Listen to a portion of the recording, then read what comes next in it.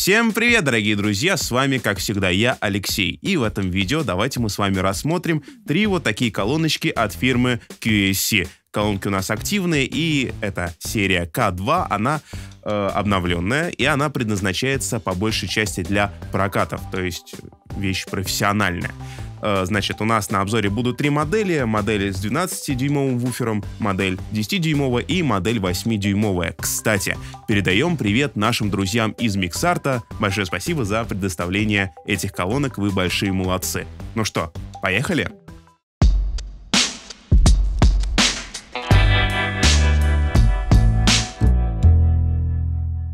По нашей негласной традиции начнем, конечно же, мы с комплектации. С комплектацией тут не густо, поэтому сразу здесь, на ходу, посмотрим, что же нам прикладывают в комплект. Конечно же, это 2 провода питания.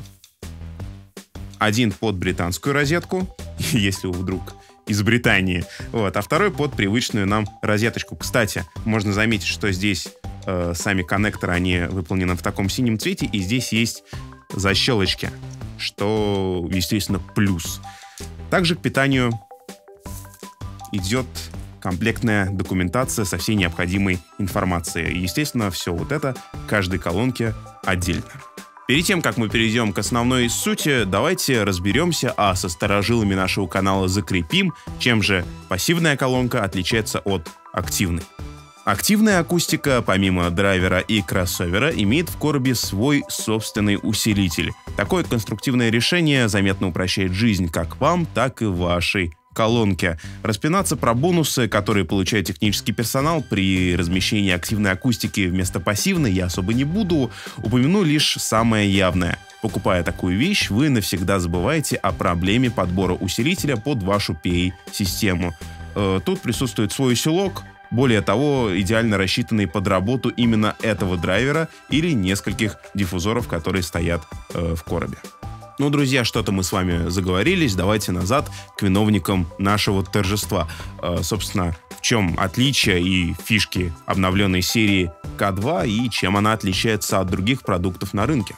Первым делом стоит упомянуть, что производитель позиционирует серию K как профессиональный аппарат, задающий новые стандарты в классе активных акустических систем.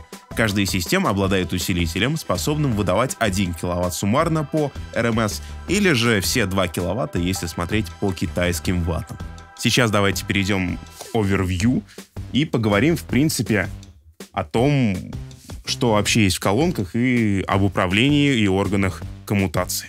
За управление всеми функциями, которые заложены внутри колонки, ответственен DSP-процессор. Для удобства здесь имеется монохромный экранчик, энкодер и пару кнопок для управления функциями. Давайте рассмотрим их поближе.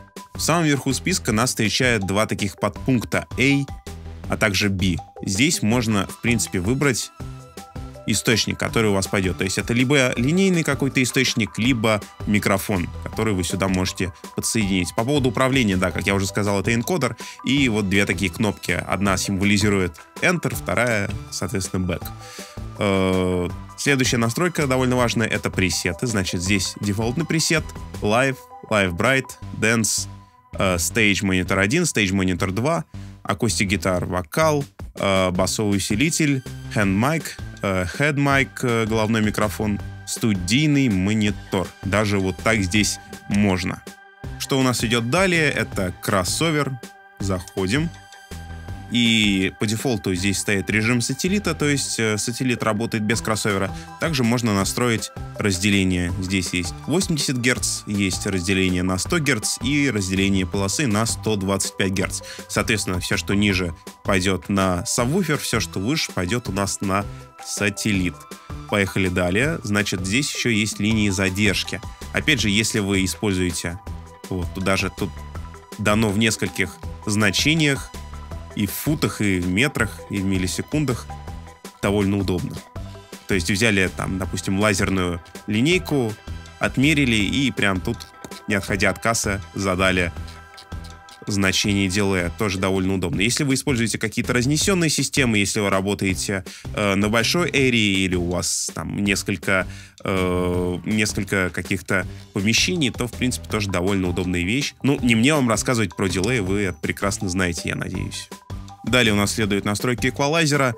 Их тут довольно много, но в принципе все понятно. То есть у нас есть высокие, у нас есть низкие, то есть это именно регулировка срезов, каких-то там локатов, ну, вы поняли это без меня. И есть две настройки, то есть вот EQ1 и EQ2. Здесь можно настраивать от 50 Гц до 20 кГц. Ну, довольно долго мотать, поэтому я не буду. В принципе, тут есть такая возможность. Домотали, допустим, до нужной частоты, выходим, переходим в настройки усиления, точнее даже так, тут не настройки усиления, тут настройки послабления, и максимально можно сделать послабление на минус 6 дБ на каждую, естественно, полосу. И вот, также, естественно, с EQ2 можно с Low и High настройками. Еще довольно интересной фишечкой является то, что, сейчас я упаду, здесь можно выставить эквализацию как на вход, так и на выход. Кстати, об этом, в принципе, об устройстве встроенного микшера мы с вами поговорим еще чуть-чуть попозже. Выходим назад. Это, кстати, да, это сбросить настройки. Ну, давайте сбросим, почему бы и нет. Сбросили настройки, вот на эту кнопку выходим назад. И здесь еще есть общие какие-то настройки. Соответственно, здесь у нас даны сцены. То есть можно сохранять сцены на 5 слотов. Всего здесь есть. Можно задавать сцены.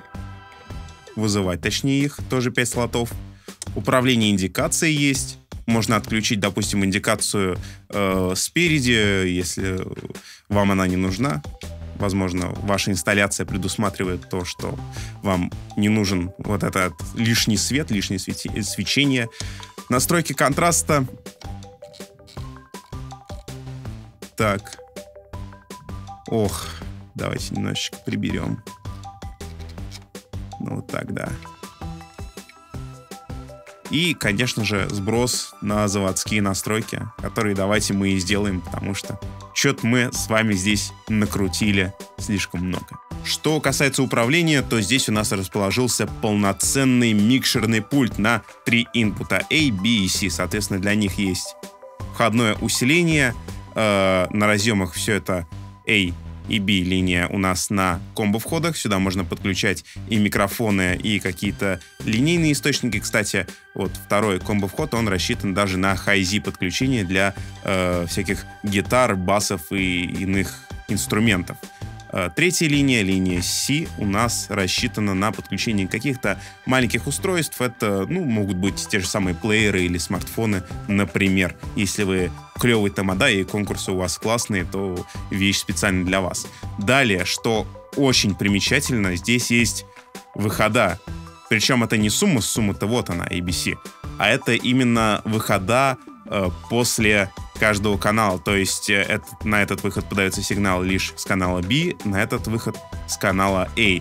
То есть, своего рода такие дайректы, что довольно прикольно, удобно и, в принципе, необычно для акустических систем. Из самых интересных функций можно вынести DMT, Directivity Matched Transition. Она предоставляет согласованное покрытие ВЧ и НЧ по всей прослушиваемой области, устраняя ненатуральные, то есть мертвые и так называемые горячие частотные зоны. Intrinsic Correction — это внутренняя коррекция, впервые примененная в линейных массивах QSC. Она предотвращает снижение качества звука из-за искажений вследствие таких физических явлений, как сопротивление волновода и резонанс диффузора средних и низких частот динамика. В результате динамики звучат одинаково хорошо по всей звуковой области. Функция Deep Digital Extension and Execution Processing позволяет широкополосным моделям серии K воспроизводить низкие частоты практически так же чисто и мощно, как это делает сабвуфер. Guardrail — это защита, впервые примененная на GX-серии усилителей. Она защищает модуль усилителя и воспроизведение от ненатуральных и пагубных пиков. Далее о том, что осталось и о чем было бы просто настоящим преступлением не упомянуть. Конечно же, о драйверах. Все сегодняшние акустические системы являются двухполосными, то есть за воспроизведение всего спектра частот ответственны два драйвера. Широкополосник, в каждой колонке он имеет индивидуальный размер, к этому мы еще вернемся, а также твиттер или в просторечии пищалка, которая везде стоит одна и та же, отвечает она за ВЧ, составляющую сигнала, и по габаритам достигает 1,75 дюйма. Теперь еще об одной фишке, которая является, можно сказать, необычной. Строение короба. Все акустические системы К-серии имеют ABS-корпус. Сам по себе ABS является более прочным материалом, если сравнивать его с обычным пластиком. Удобные алюминиевые ручки и стальная решетка предоставляют полный набор для легкой транспортировки и более долгого срока службы. Кроме того, все модели оснащены уникальной системой Tilt Direct, которая позволяет наклонить колонну вниз на 7,5 градусов для направления звука непосредственно на аудиторию или отклонения от отражающих поверхностей. Также имеются встроенные точки подвеса М10, которые позволят использовать систему в подвешенном состоянии. То есть помимо стандартного расположения на акустической стойке, как в принципе у нас сейчас все это выполнено посредством стакана, покажу еще разочек, даже покажу просто, я же не показывал еще. Значит, здесь есть два стакана, один просто прямой, второй как раз-таки для наклона под углом колонки. Здесь также есть возможность с помощью болтов, как я уже сказал, отправить колонку в свободный полет. Это поможет на тех же самых концертах более грамотно распоряжаться углом раскрытия колонки. Вот мы и добрались до разбора каждой колонки в отдельности. Начнем давайте, с восьмерки, она ближе ко мне всего расположена. Я постараюсь не очень сильно углубляться в цифры. Если среди вас есть жадные до цифр, то мы милости просим вас на наш сайт. Там все расписано подробно, со всеми цифрами, вплоть до запятой. Короче, вы будете полностью удовлетворены. Ну, а мы давайте быстренько пробежимся по техническим характеристикам всех наших сегодняшних колонок. QC K8.2. Название взято не с потолка. В конструкции этой младшей колонки на месте NC-диффузора установлен 8-дюймовый драйвер. Частотный диапазон по уровню минус 6 дБ от 59 Гц до 20 кГц. Углы покрытия горизонталь-вертикаль 105 на 105 градусов. Максимальный SPL 128 дБ в пике. Габариты 449-280 на 269 мм. Масса колонки 12,2 кг. Малышку мы рассмотрели, теперь давайте перейдем к среднему брату, выстроенному на базе 10-дюймового диффузора. QC K10.2. Частотный диапазон по уровню минус 6 дБ от 56 Гц до 20 кГц. Углы покрытия горизонталь-вертикаль 90 на 90 градусов. Максимальный SPL 130 дБ в пике. Габариты 519 на 320 на 300 мм. Масса 14,5 кг. И завершит наш список старшая модель с 12-дюймовым драйвером.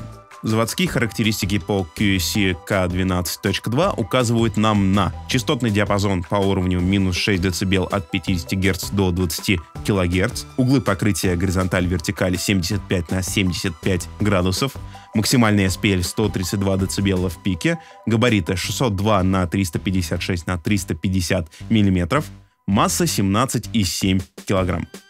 Во время зачтения спецификации я упомянул про углы раскрытия. Довольно интересный параметр, который вкупе с конструктивными особенностями короба дает нам возможность использовать такую колонку в качестве сценического монитора. Согласитесь, довольно удобное решение, если связывать эти колонки с тем же самым прокатом. То есть не надо брать с собой какие-то лишние вещи, нужен завес. Взял несколько тех же самых двенашек или десяток, сделал завес. Нужно поставить на раму, взял их же и к ним просто закинул в кофр раму. Нужно сделать какую-то маленькую площадку. Вот восьмерочки. Опять же, если нужен монитор, развернул на специальное ребро, и вот тебе и монитор. По поводу звучания и вообще работы колонок, я, к сожалению, сам с ними не работал, мне не довелось, но я судил по многочисленным отзывам как западных специалистов, так и русских инженеров, и, в принципе, по К-серии отзывы были сугубо положительные. Единственным недостатком, хотя и вполне логичным, на который делали ударение большинство юзеров, является необходимость докупки сабвуфера для работы на больших площадках. При том, что маленькие места, вроде тех же баров и небольших клубов, 12-я версия раскачает без каких-либо проблем. Если вы все-таки положили свой глаз на фирму QSC и захотели себе собрать комплект, ну вот на базе тех же K2, который мы вам сегодня показали, специально для вас QSC выпускает и сабвуфер. В принципе, он как раз-таки является стандартным и подойдет вот к сегодняшним колонкам. Как вы сами понимаете, комплектный саб — это сразу намного меньше проблем со звуком и настройкой кроссовера. Благо, как мы с вами видели чуть ранее, фильтр частот буквально вшит в управление сателлитом.